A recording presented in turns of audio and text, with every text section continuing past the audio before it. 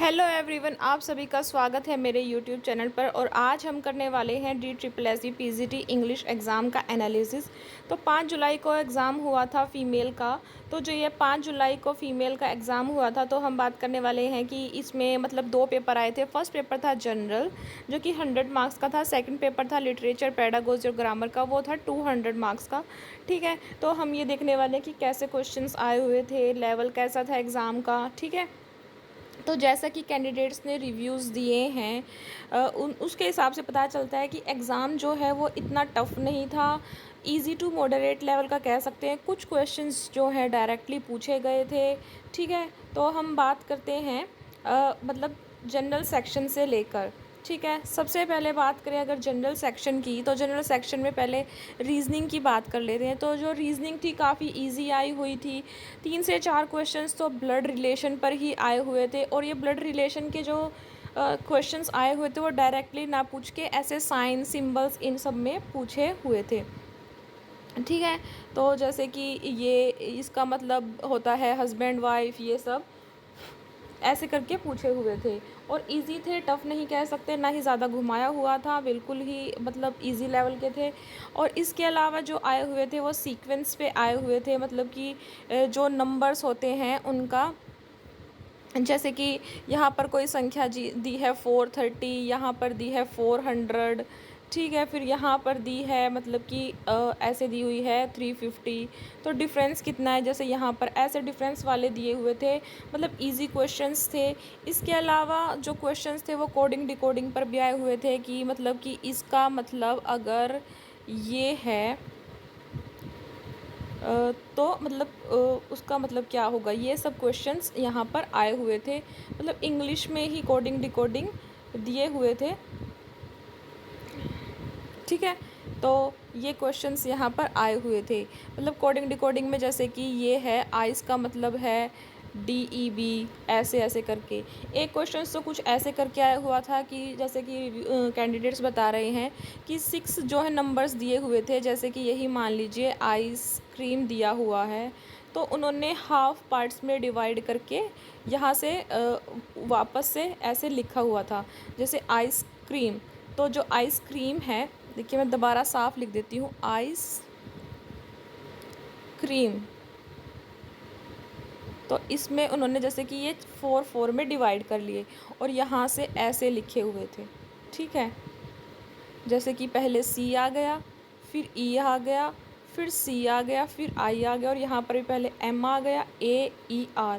मतलब ऐसे सीक्वेंस में भी पूछे हुए थे, ऐसे क्वेश्चंस आए हुए थे। वर्ड्स जो हैं एग्जैक्टली जो नंबर्स हैं वो याद नहीं है स्टूडेंट्स को, बट उनके रिव्यूज़ के हिसाब से मुझे ये सब पता चला है कि ऐसे जो हैं क्वेश्चंस आए हुए थे।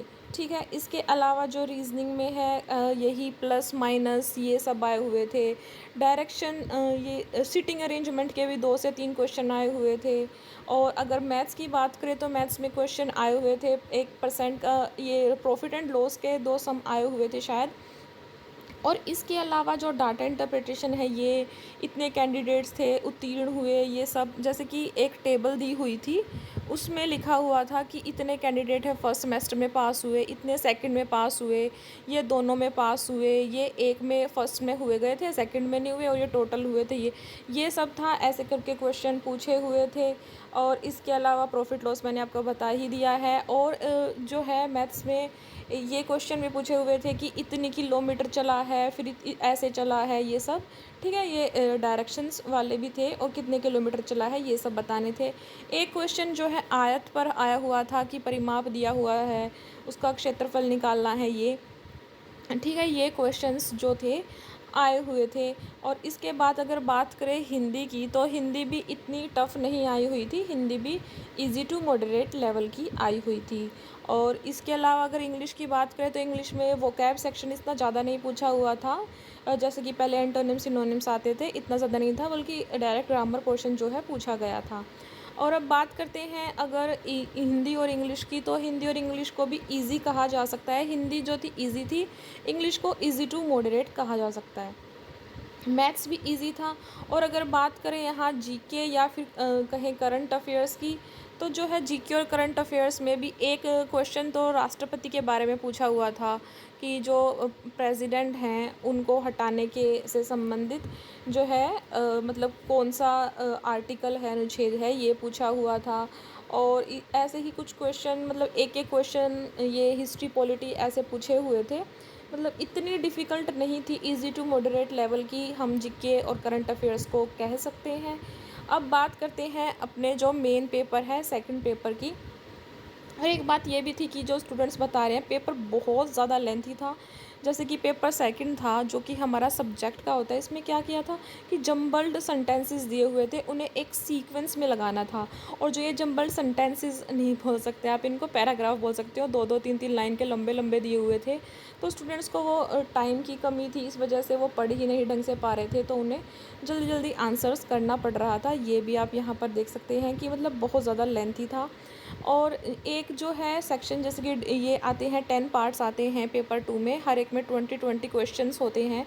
तो एक पार्ट में तो सिर्फ पैसेज ही पूछे हुए थे। मतलब आप देख सकते हैं कि कितना ज़्यादा लेंथी पेपर रहा होगा।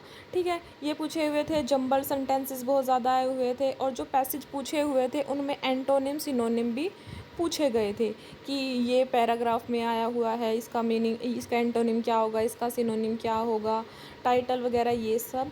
और ठीक है, इसके अलावा जो है ग्रामर पोर्शन में यहाँ पर वॉइस और नरेशन ज़्यादा देखने को मिली, और कुछ इतना ज़्यादा था नहीं, वॉइस और नरेशन ही थी। बीच बीच में दिए हुए थे, कुछ अलग से नहीं दिया हुआ था। टीचिंग मेथडोलॉजी की बात करें तो वो इजी टू मॉडरेट थी। कुछ क्वेश्चन इजी थे बट कुछ मॉडरेट लेवल के थे, ये भी इतना ज़्यादा टफ नहीं आए हुए थे। ठीक है, और इसमें फॉर्मेटिव समेटिव का भी एक क्वेश्चन देखा गया था। और इसके अलावा बात करें कि इंग्लिश लिटरेचर, तो इंग्लिश लिटरेचर मोस्टली ब्रिटिश ही पूछा गया था। और जो ब्रिटिश लिटरेचर पूछा गया था उसमें कुछ अमेरिकन भी पूछे गए, जैसे कि मैंने शुरू में ही बताया था कि जो विलियम फोकनर हैं उनके बारे में पूछा हुआ था कि जो विलियम फोकनर है उनको नोबेल प्राइज़ जो है किस ईयर में मिला था।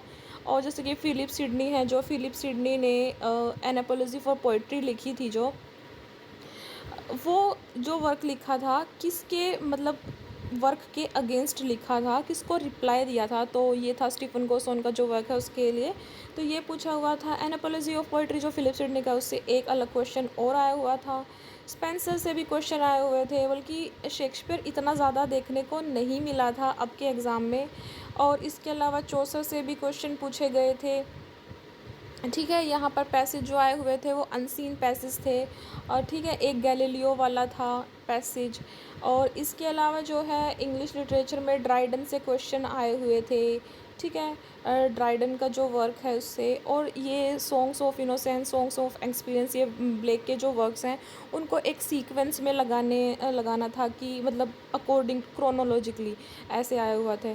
क्रोनोलॉजिकली काफ़ी क्वेश्चंस आए हुए थे। कुछ एक दो क्वेश्चंस मैचअप्स के भी थे कि उन्होंने मैचअप करना है उन्हें, ये सब आया हुआ था। अगर हम माने तो पेपर जो है इजी टू मॉडरेट लेवल का था, टफ़ नहीं था। कुछ क्वेश्चंस थे इंग्लिश लिटरेचर में जो कि टफ़ थे, बट फिर भी कुछ क्वेश्चंस बहुत इजी भी थे, इसलिए जो है क्वेश्चन पेपर का level easy to moderate level का बन जाता है।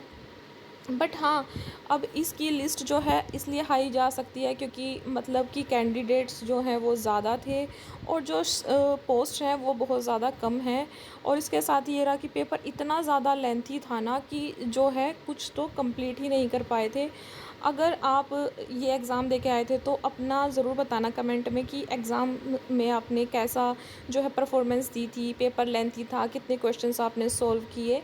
ये बहुत इजी रहेगा दूसरे स्टूडेंट्स के लिए भी और आपके लिए भी, जब आप सबको पता लग जाएगा कि इससे अंदाज़ा हो जाएगा कि मतलब किसने कितने किए थे, कहाँ तक जो है लिस्ट जा सकती है और कितने मार्क्स इसके बन सकते हैं।